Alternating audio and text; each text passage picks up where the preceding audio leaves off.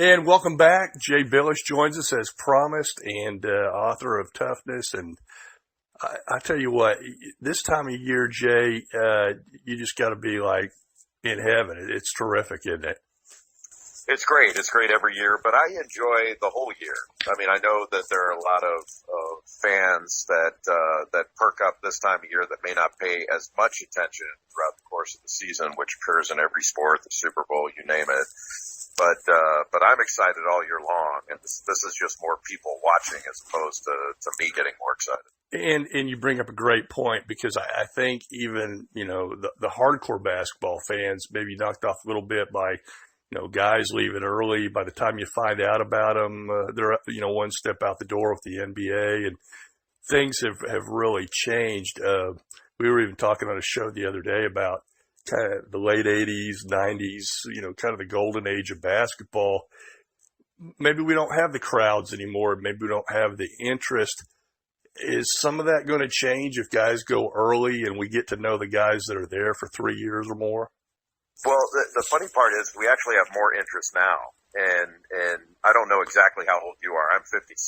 So I'm 57. Yeah, so we basically grew up with basketball essentially in the 70s, and then we did the lion's share of our playing through the 80s and into the 90s, maybe a little bit. But for me, if you remember when you were a kid, there weren't games on all the time. There was the game of the week, and that's right. Literal. There was one game. So the idea that everybody knew all these players, they didn't. Most of us, and Greg, you'll remember this, the overwhelming majority of college basketball fans could not pick Larry Bird out of a lineup until his senior year in the NCAA tournament.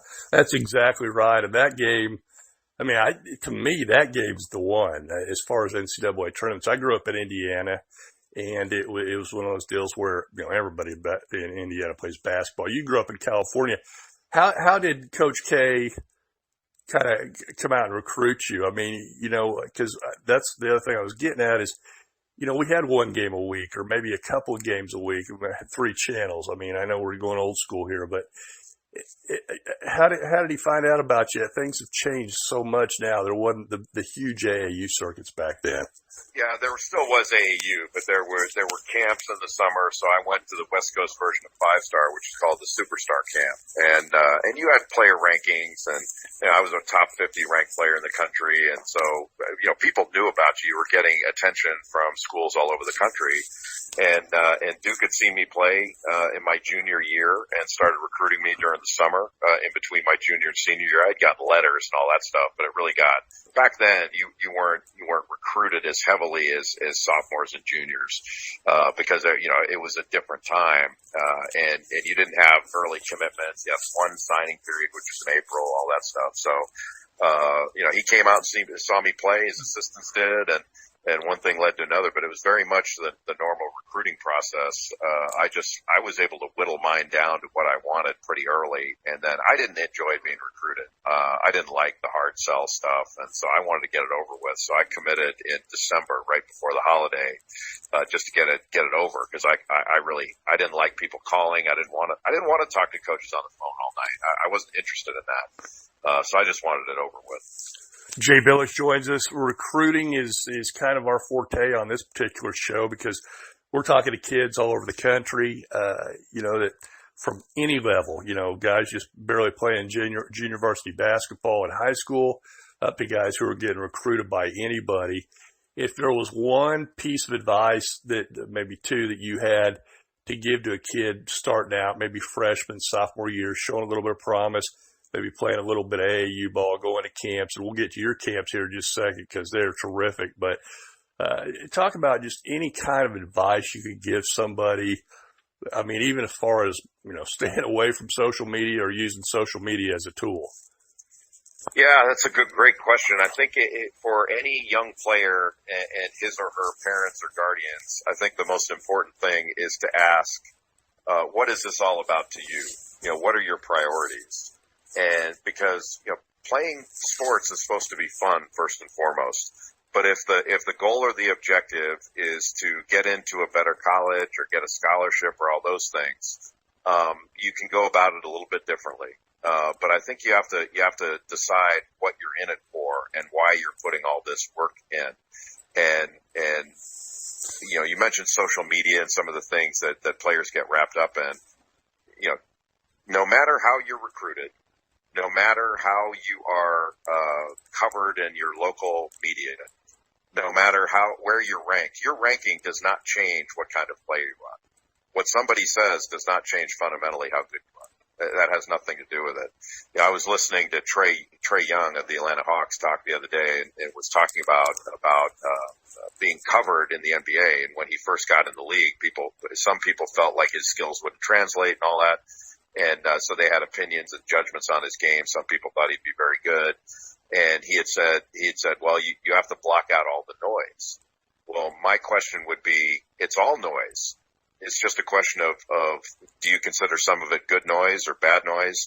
The truth is it's all noise. So if all of the quote unquote noise had been Trey Young's going to be a great player, he's a can't miss prospect, that doesn't make it so. And so you really have to, at the end of the day, dismiss all of it and concentrate on what your priorities are. And it's almost like if you've got a boyfriend or girlfriend and you're rolling down the road to marriage and people opine on, well, I think it's a good match. I think they're going to have a great marriage. That's not going to make it so. Or if they say the opposite, that's not going to make it so. You have to concentrate on the fundamentals of your relationship and the two of you. And it's the same with your career. In looking for a college, it's not just about who wants you or where you're going to get the most playing time. It's about the overall environment in which you want to be. And because it's about, even though basketball may be the most important thing to you, it's not all about that. And so you have to balance what your priorities are in making your decisions and in prioritizing how much of your emotional well-being you're willing to put into the result of basketball, because the results may not be what you want, and that's what competition is all about. But you have to be willing to accept the consequences of putting yourself out there. It's terrific you brought up Trey Young, because Ray brought him out at our events, playing basketball when he's like third grade, and he grew up in a family who understood. I mean, his dad played at Texas Tech for Coach Dickey, was a great player for them, but he knew his son was, maybe going to step up a little bit. Obviously, he has done a great job already with Atlanta. But he had a great family support group. Not every kid does, obviously. The coaches want to help them, but high school coaches are very, very fortunate if they ever have a player like a Trey Young or any kid that goes to college for that matter. And the power's taken away from the high school coaches, because college coaches are going out during the season, whether they're coaching their own teams, they're on the road, whatever, and they only get so many days out. So their focus is going to be in July and some of those other dates the NCAA keeps changing.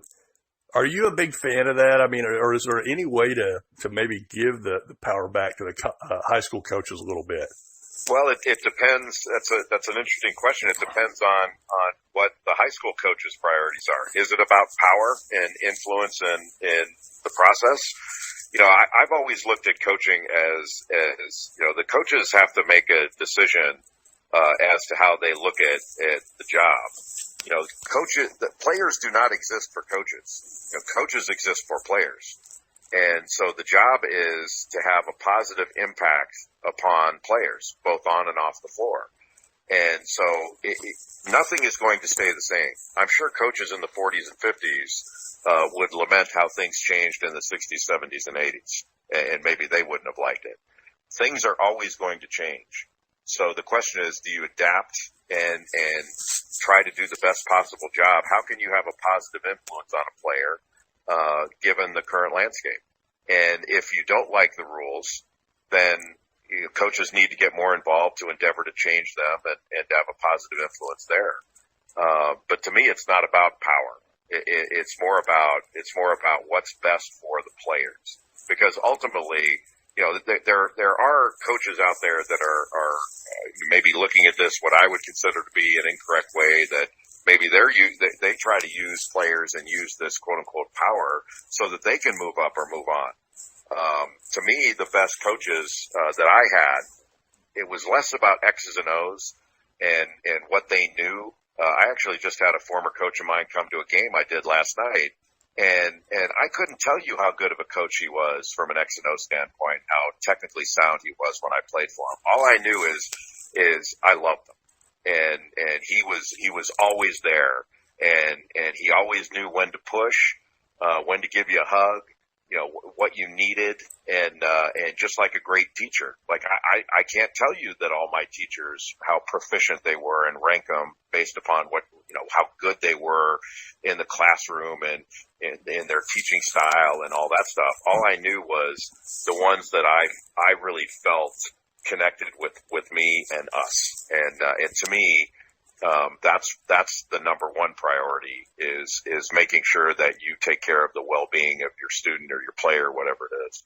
Terrific answer. Jay Bilas joins us, author of Toughness. And Jay, have you written another book since Toughness? I don't think you have you? I'm not. I haven't had the energy to do it. That was harder than I expected. or time. Yeah, you're a little bit busy. One other question. I know maybe things have changed. As you mentioned, they always change. But one of the things that I noticed, more kids going to prep school, maybe post-senior year. You know, most of them are going to maybe update their chances of going to other colleges.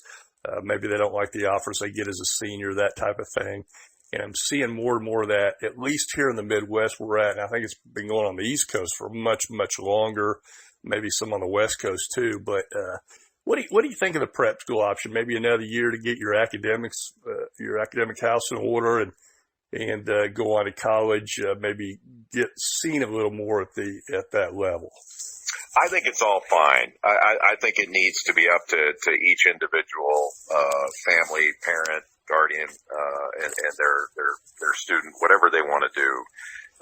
It's almost like the question of when should you send your child to school? Like we had a choice based on our child's birthday. Do we put them in school a little bit early, start school a little bit earlier, or do we wait a little bit longer and have them be a little bit older when they start school? And, you know, our choice was have them be a little bit older, and it was more because we wanted to have them around the house more and when they were really young. But to me, you know, whether a student repeats a grade or reclasses and goes to college early, that stuff happened when we were younger. I mean, you know, I had a friend that went to college when he was 16. That stuff happens. And then you have others that go to college when they're 19, or 20. I mean, there's a player that I know in college right now that started his freshman year at 20 years old. And the world's still on its axis. It's not that big of a deal.